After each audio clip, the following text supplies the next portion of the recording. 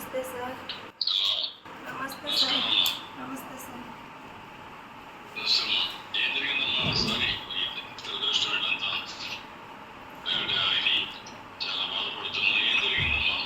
పిల్లలకి టీసీ తీసుకొస్తామని స్కూల్ లోపలికి వెళ్ళి టీసీ తీసుకొని బయట వచ్చినాను సార్. టీసీనే చింపేదానికి ట్రై చేసినారు. నా పిల్లల భవిష్యత్తు, నా పిల్లల లైఫ్ చింపకండి అని చెయ్యొట్టు పెట్టినాను. 2 చెయ్యిలు లాగి వెనక పట్టుకొని చీరినంతా పెరిగి ఇదిలిచ్చి గొంతుని పట్టి పిసికి చంపుతానో లేదో చూడు, ఎవడొస్తాడో రాని అని లాక్కొచ్చి చెట్టుకు కట్టేసినారు సార్.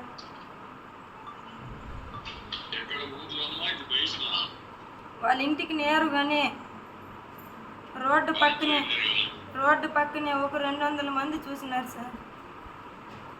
చూసి చూడనట్లు పోయేవాళ్ళు. ఇది లైవ్ చేసినట్టు నాకు కూడా తెలియదు. నిన్న పోలీస్ స్టేషన్కి వస్తే అక్కడ చూసినాను నేను సెల్లులో వీడియో. మా కొడుకునైతే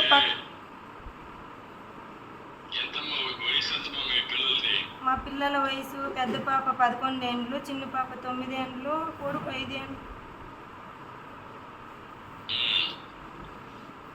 అప్పు తీసుకున్నామనేసి మా భర్తని ఫస్ట్ టైము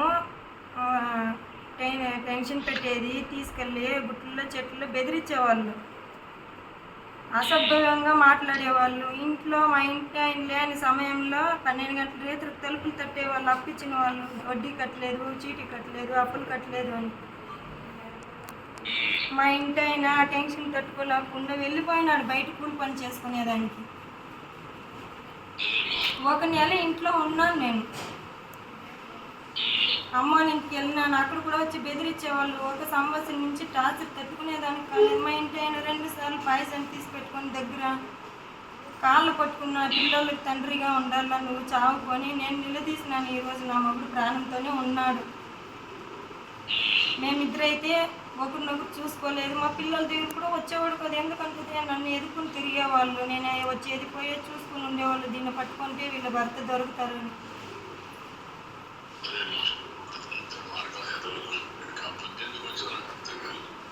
అడుక్కున్నాను సార్,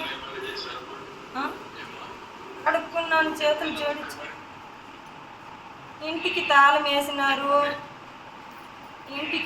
వేసినారు. తినేదానికి బియ్యం ఎత్తుకొని నేనే పగలు కొట్టేసినాను.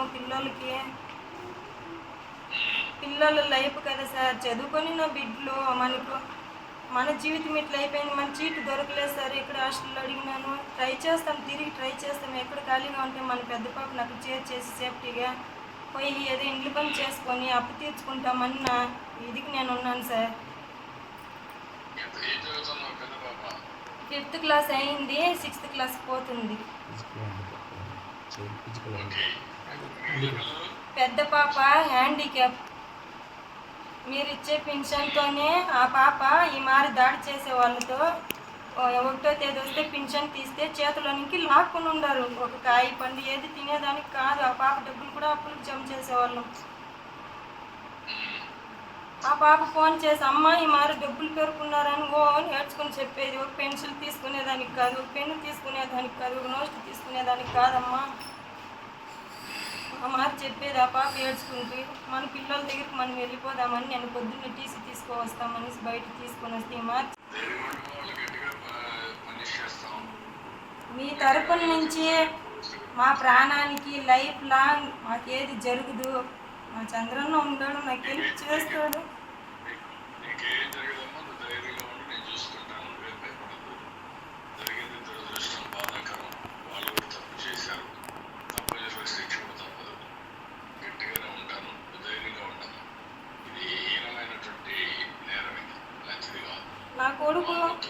నా కొడుకు వాళ్ళ కాళ్ళు పట్టుకున్నాడు సార్. మా అమ్మని ఏమి చేయకండి, నా పిల్లోడికి 5 ఏళ్ళ వయసు సార్.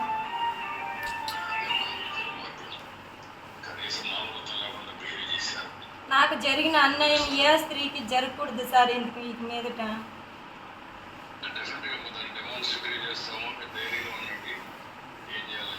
నాకు ఇప్పుడు కూడా నమ్మకం లేదు సార్. ఎక్కడో ఒక చోట చంపేయాలని ట్రై చేస్తారు నా పిల్లల్ని కానీ నా మొగుడిని కానీ.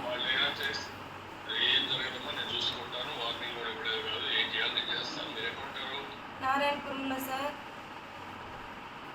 అంటే ఇక్కడే ఉంటావా, బయట ఇక్కడే ఉంటావా, ధైర్యంగా ఉంటానంటే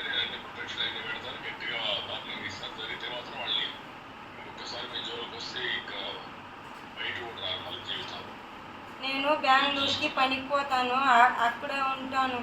మా అమ్మ ఉంది నాతో పాటు. పిల్లోళ్ళు ఇక్కడ చదువుకుంటారు. వచ్చిపోయేటప్పుడు ఏదైనా జరిగితే వాళ్ళే మూల కారణం. నువ్వు అవన్నీ భయపడతా పని చూసుకుంటారు, గట్టిగా వార్నింగ్ ఇచ్చిన దగ్గరికి వస్తే మళ్ళీ అయిపోతారు పని. ధైర్యంగా ఉంటుంది. పిల్లల్ని ఎక్కడ చూపిస్తారు ఇక్కడ? మాకు విజయలాపురం హాస్టల్లో చీట్ కావాలా మా పెద్ద పాపకు. 2 పిల్లలు గవర్నమెంట్ స్కూల్లో పోతారు, కెంచన్బల్లో. కెంచన్బల్లో గవర్నమెంట్ స్కూల్ వెళ్తారు. అక్కడ ఉన్నారు భోజనాలు ఎన్ని వాళ్ళకు? మా మేనమామ పెండ్లం చూసుకుంటారు మా పిల్లలు. వాళ్ళిద్దరు చూసుకుంటారు.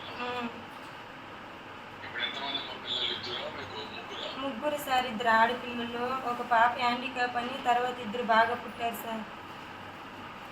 ఓకే, ఇప్పుడు మొత్తం కలిసి 3 పిల్లలు. ఇప్పుడు పెద్ద పాప 6వ తరగతికి వస్తుంది. హ్యాండిక్యాప్ పాపకి పెన్షన్ వస్తుంది. ఇంకా ఇప్పుడు ఒక అబ్బాయి ఉంటాడు అంతేనా? ఇద్దరు? ఒక అబ్బాయి కాబట్టి ఒక అబ్బాయి అమ్మాయి ఉంటారు.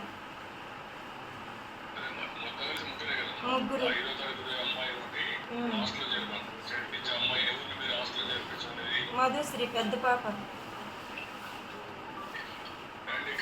హ్యాండిక్యాప్. ఓకే, ఆ అమ్మాయిని హాస్టల్లో చేర్పించాలి, వీళ్ళిద్దరు చదివిస్తాను. ఓకే, నేను అవి ఏం చేయాలి చేస్తాను. ఆ అమ్మాయిని ఇప్పుడే హాస్టల్లో చేర్పిస్తాను. నేను రేపే జరగమంటాను, చేర్పిస్తాను. ఇద్దరు నేను చదివిస్తావు.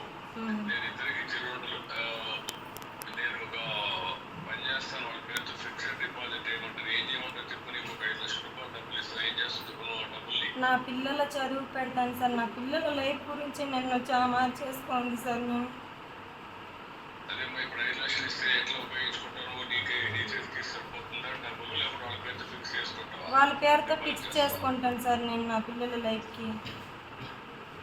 ఓకే, నేను పంపిస్తాను. 5 లక్షలు పంపిస్తాను. నువ్వు వర్కౌట్ చేసుకో. ధైర్యంగా ఉండి నీ జోలికి ఎవరు రారు, నేను చూసుకుంటాను. నా మనసు ఎందుకో ఇప్పుడు కూడా భయపడతా ఉంది. నువ్వేం భయపడద్దు, నేను చూసుకుంటాను. నాకు నోటీస్ వచ్చిన వాళ్ళు వస్తే ఇంకా తాపడి ఇస్తాను. నేనేం భయపడదు. సరే సార్. ఫ్రీగా ఉండదు, ఫ్రీగా ఉండు, నేను చూసుకుంటాను. సరే. రవికుమార్ అమ్మా